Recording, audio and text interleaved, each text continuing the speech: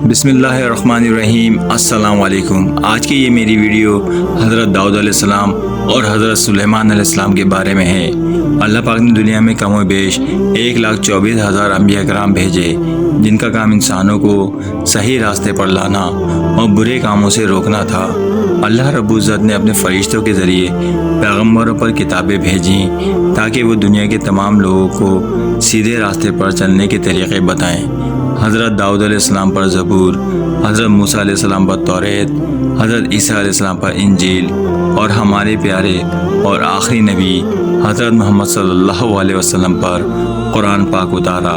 ان پیغمبروں کو اللہ پاک نے دنیا کے مختلف حصوں میں بھیجا تاکہ وہ اللہ کا پیغام لوگوں تک پہنچائیں۔ آج کی ویڈیو میں آپ کو حضرت داؤد علیہ السلام اور حضرت سلیمان علیہ السلام کے بارے میں مختصراً بتاؤں گا، لہٰذا ویڈیو کو بغیر اسکپ کیے آخر تک ضرور دیکھیے گا تاکہ ویڈیو کا کوئی بھی پارٹ آپ سے مس نہ ہو جائے۔ تو چلیے ٹائم کو ضائع کیے بغیر اس مختصر لیکن انٹرسٹنگ ویڈیو کو شروع کرتے ہیں اور جانتے ہیں حضرت داؤد علیہ السلام اور حضرت سلیمان علیہ السلام کے بارے میں۔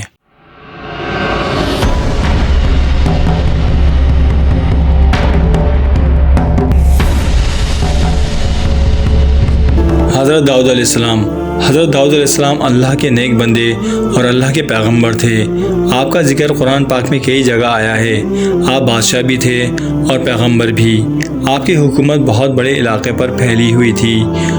اپنی رعایا ملک میں رہنے والے لوگوں پر بہت مہربان تھے، ان کی تکلیفوں کا بہت خیال رکھتے تھے، اور چونکہ پیغمبر بھی تھے اس لیے ان کو اللہ کی طرف سے یہ معلوم ہو جاتا تھا کہ انہیں ہر موقع پر کیا فیصلہ کرنا چاہیے۔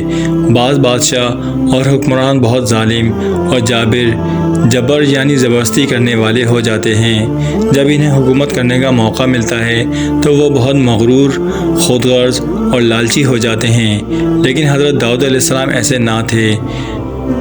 تقریبی بہت اچھی کرتے، جو ان کی باتیں سنتا اس پر ان کی باتوں کا بہت اثر ہوتا۔ جس طرح اللہ میاں نے حضرت موسیٰ علیہ السلام پر توریت بھیجی، حضرت عیسیٰ علیہ السلام پر انجیل اور ہمارے پیارے رسول محمد صلی اللہ علیہ وسلم پر قرآن شریف بھیجا، اسی طرح حضرت داؤد علیہ السلام پر ایک کتاب زبور بھیجی جس میں اللہ نے اپنے وہ تمام احکامات دیے اور نصیحتیں کی جن پر انسان کو عمل کرنا چاہیے تاکہ وہ شیطان کے بتائے ہوئے راستے سے نہ چلیں بلکہ اللہ کا حکم مانیں، اچھے کام کریں۔ اللہ میاں نے اپنے پیغمبر بھی دنیا میں اسی لیے بھیجے ہیں کہ انسان اچھے کام کرے، اللہ میاں کا کہنا مانے، اللہ کے بندوں کو کسی طرح کی تکلیف نہ پہنچائیں۔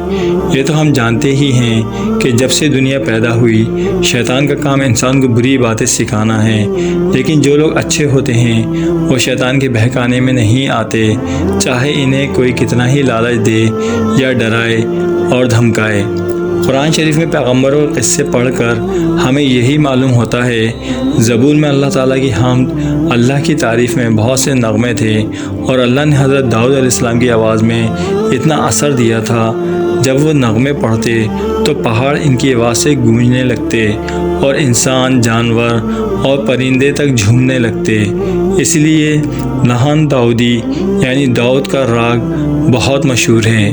اللہ تعالیٰ نے اپنے پیغمبروں کو معجزے بھی دیے تھے۔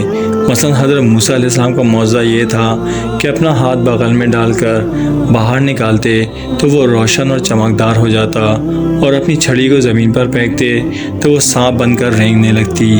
اور حضرت عیسیٰ علیہ السلام قم بإذن اللہ یعنی اٹھ جا خدا کی مرضی سے کہہ کر مردوں کو زندہ کر دیتے، اور اللہ کا نام دعا پڑھ کر جذام کوڑ کے مریض پر پھونک دیتے تو اس کو صحت ہو جاتی۔ حضرت سلیمان علیہ السلام حضرت داؤد علیہ السلام کے بیٹے، انسانوں کے بادشاہ بھی تھے اور جنوں کے بھی۔ اس کے علاوہ اللہ میاں نے انہیں جانوروں اور چڑیوں کی بولی سمجھنا بھی سکھایا تھا۔ اسی طرح حضرت ابراہیم علیہ السلام کو جب کافروں نے آگ میں ڈال دیا تو اللہ نے جلتی ہوئی آگ کو گلزار، پھولوں کا باغ بنا دیا۔ تو بات دراصل یہ ہے کہ اللہ کے لیے تو یہ عجیب و غریب باتیں کچھ مشکل نہیں، یہ تو ہم جانتے ہیں کہ اللہ ہر چیز پر قادر ہے، جو چاہے کر سکتا ہے، بس ایک دفعہ کن کہہ دیتا ہے تو جو چاہتا ہے وہ ہو جاتا ہے۔ تو حضرت داؤد علیہ السلام کو بھی اللہ پاک نے ایک معجزہ دیا تھا، ان کے ہاتھ میں لوہا نرم ہو جاتا تھا اور وہ لوہے کی زنجیر سے ذرہ بہت اچھی بنا سکتے تھے۔ ذرہ اس لباس کو کہتے ہیں جسے پہن کر پرانے زمانے میں لوگ ایک طرح کے آستین دار بنیان سینے اور پیٹھ کو بچانے کے لیے جنگ میں پہن کر جایا کرتے تھے۔ اس زمانے میں مصر اور فلسطین کے درمیان ایک بڑا ظالم بادشاہ حکومت کرتا تھا جس نے اپنے علاقے کے لوگوں کو بہت پریشان کر رکھا تھا۔ اس کا نام جالوت تھا۔ وہ بہت طاقتور تھا اور لوگ اس سے بہت ڈرتے تھے۔ علاقے کے لوگوں نے اپنے سردار طالوت سے کہا کہ کسی طرح اس ظالم آدمی سے ہمیں بچائیے۔ طالوت نیک اور شریف آدمی تھے۔ انہوں نے کہا کہیں ایسا تو نہیں ہوگا کہ تم لوگ ڈر کر راستے ہی سے بھاگ جاؤ، لیکن انہوں نے بہت پکا وعدہ کیا وہ سب مل کر جالوت کا مقابلہ کریں گے اور اس کو ہرائیں گے۔ یہ سب لوگ ایک ندی کے پاس سے گزرے۔ طالوت نے ان سے کہا کہ اللہ تعالیٰ نے تمہارا امتحان لینا چاہتا ہے، اس کا حکم ہے کہ تم اس ندی کا پانی ہرگز نہ پینا، البتہ اگر بہت سخت پیاس لگے تو بس ایک گھونٹ پی لینا، زیادہ نہیں پینا۔ لیکن جب لوگ ادھر سے گزرے اور انہیں پیاس لگنے لگی تو انہوں نے اللہ کا یہ حکم نہ مانا اور جی بھر کر پانی خوب پی لیا۔ صرف چند لوگ ایسے تھے جنہوں نے پانی نہیں پیا اور اپنی پیاس کو برداشت کرتے رہے، جیسے ہم لوگ روزہ رکھ کر رمضان شریف میں کرتے ہیں۔ جب یہ سب لوگ ندی کے پار گزر گئے تو جن لوگوں نے پانی پی لیا تھا انہیں ایک دم بہت کمزوری محسوس ہونے لگی، لیکن جنہوں نے پانی نہیں پیا تھا وہ بالکل ٹھیک رہے اور وہ جالوت سے مقابلہ کرنے کو تیار تھے، لیکن ان کی تعداد بہت کم تھی۔ اس گروہ میں ایک نوجوان بھی تھا جس کو لوگ جانتے بھی نہ تھے اور دیکھنے میں بھی وہ کوئی خاص لمبا چوڑا یا مضبوط اور بہادر نہیں نظر آتا تھا۔ وہ نوجوان حضرت داؤد علیہ السلام تھے۔ وہ آگے آئے اور انہوں نے طالوت سے کہا، درخواست کی کہ انہیں جالوت کا مقابلہ کرنے کی اجازت دی جائے۔ طالوت نے کہا کہ تم ابھی ناتجربہ کار ہو، تم اتنے مضبوط آدمی سے کیسے لڑو گے؟ لیکن حضرت داؤد علیہ السلام نے بہت اصرار کیا تو انہیں اجازت دے دی گئی۔ داؤد علیہ السلام آگے بڑھے اور انہوں نے جالوت کو للکارا۔ جالوت نے اس نوجوان کو دیکھا تو اپنی طاقت کے غرور میں اس پر توجہ بھی نہیں دی، لیکن جب داؤد علیہ السلام نے آگے بڑھ کر اس سے مقابلہ کرنا شروع کیا تو جالوت کو ان کی طاقت کا اندازہ ہوا۔ داؤد علیہ السلام نے اس کو اٹھا کر نیچے گرا دیا اور اس کے سر پر جو پتھر مارے تو اس کا سر ٹکڑے ٹکڑے ہو گیا اور وہ مر گیا۔ اس طرح حضرت داؤد کی بہادری اور طاقت کا ان کے دوست و دشمنوں دونوں کو اندازہ ہو گیا اور سب ان کی ہمت و طاقت کے قائل ہو گئے۔ اصل بات یہ تھی کہ اگر انسان کو اللہ کی مدد پر یقین ہو اور وہ اللہ کا حکم مانے تو اس کو بڑی سے بڑی فوج بھی ہرا نہیں سکتی۔ یہی حضرت داؤد علیہ السلام کے ساتھ ہوا۔ کچھ دنوں بعد وہ اس پورے علاقے کے حاکم ہو گئے اور اللہ میاں نے انہیں اپنا پیغمبر بھی بنا دیا۔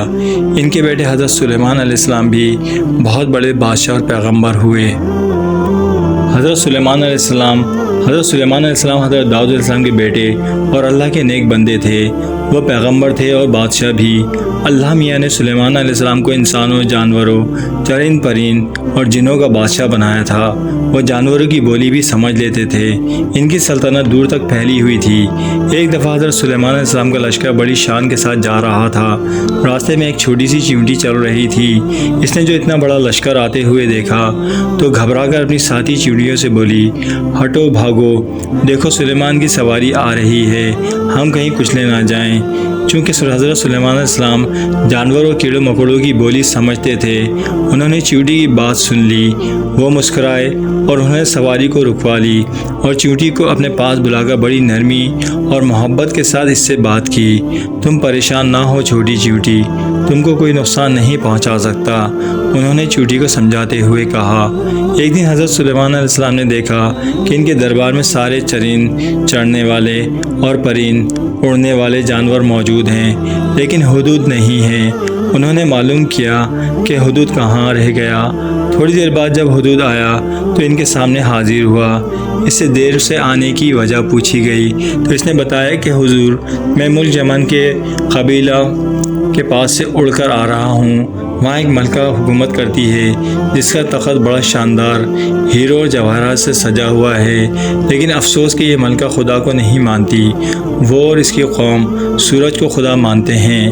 حضرت سلیمان علیہ السلام بولے، یہ تو بڑی بری بات ہے، میں اللہ کے پاک نام سے شروع کر کے اس ملکہ کو ایک خط لکھتا ہوں اور اس کو اللہ کا پیغام پہنچاتا ہوں، شاید وہ صحیح راستے پر آ جائے۔